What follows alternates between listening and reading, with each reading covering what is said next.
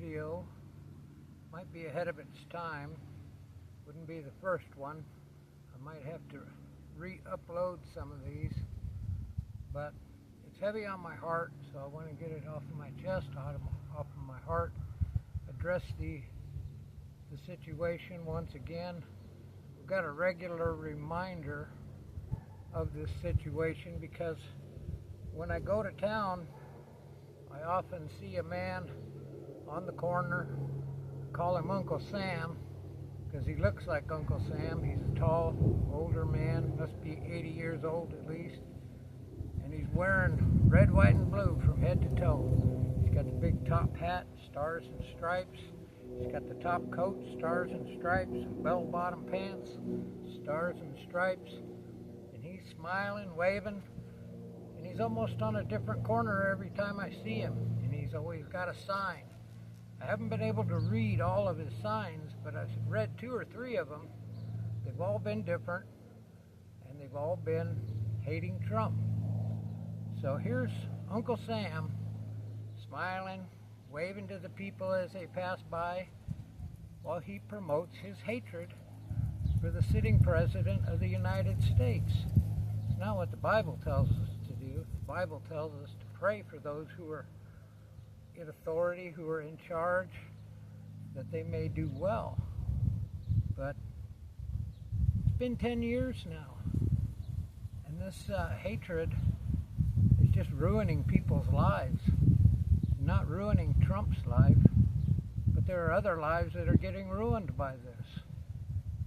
Do you think a man deserves to be shot dead for wearing a MAGA hat?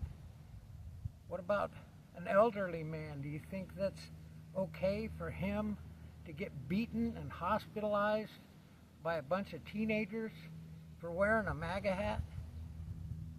I got one other case. A man that's facing misdemeanor charges, was waiting to go to court, was going to be fined $500 to $2,000.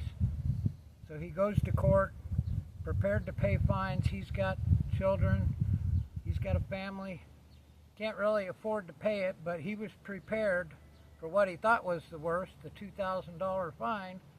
Come to find out, the prosecutor wants to drop charges so that he can refile charges because his neighbors don't like him and they want, felony. They want felony charges, not misdemeanor. So the district attorney is going to drop the misdemeanor charges so that he can refile the charges as felony. So now, instead of a $2,000 fine, he's looking at 5 years jail time. So let me ask you, do you think your hatred and your propaganda is doing anybody any good? It's been 10 years. It's time to get over it.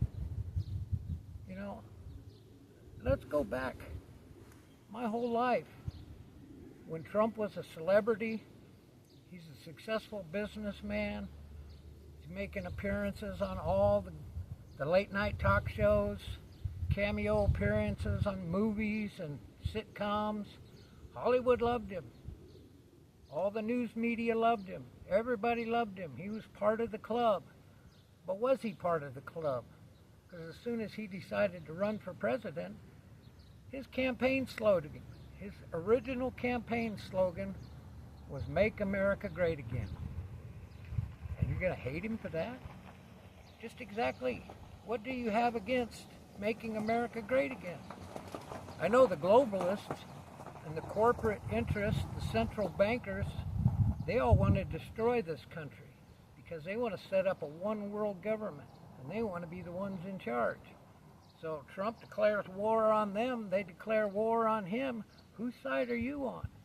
You're hating Trump because he wants to make this country great again? You know, his big thing was he was going to build the wall. He was going to stop all this illegal immigration. And they said he's a racist. He's not a racist. He declared war on human trafficking. He declared war on drug trafficking. People are losing their lives to fentanyl, meth, and other drugs that are coming up across the border. Families coming up. Children just disappear. parents told, oh, you can have more kids while they're on welfare. They're getting food stamps, they're getting a free place to live, they're getting a check, everything they want just for coming across the border illegally. You think an open border is about just being neighborly, being friendly? Think again. Over 800,000 people, 800,000 children go missing every year in this country. And with open borders, they're trying to get that up over 1 million children every year that just disappear. I guess undocumented means up for grabs.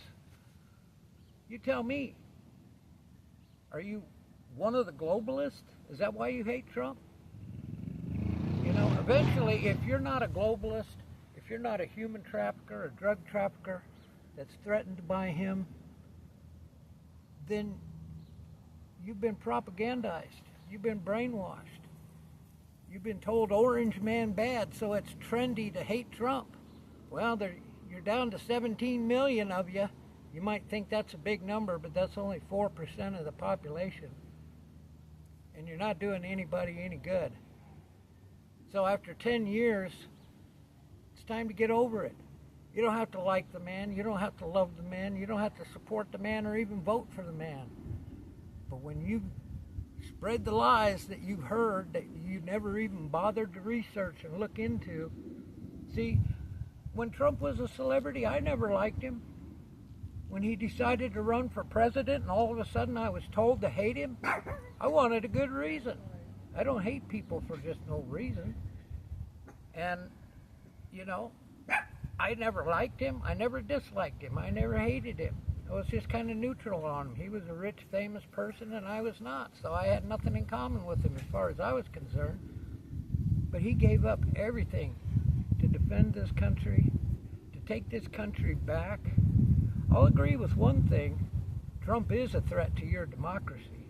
Your democracy was this close to ruining, destroying our constitutional republic. We're the only country in the world with a constitutional republic, and it's a threat to globalism.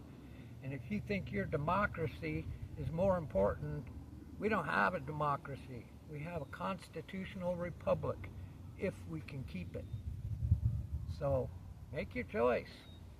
It's up to you. I can't tell you what to think, what to do, but apparently somebody else has. It's been 10 years. Get over it. God bless you. I love you. Goodbye.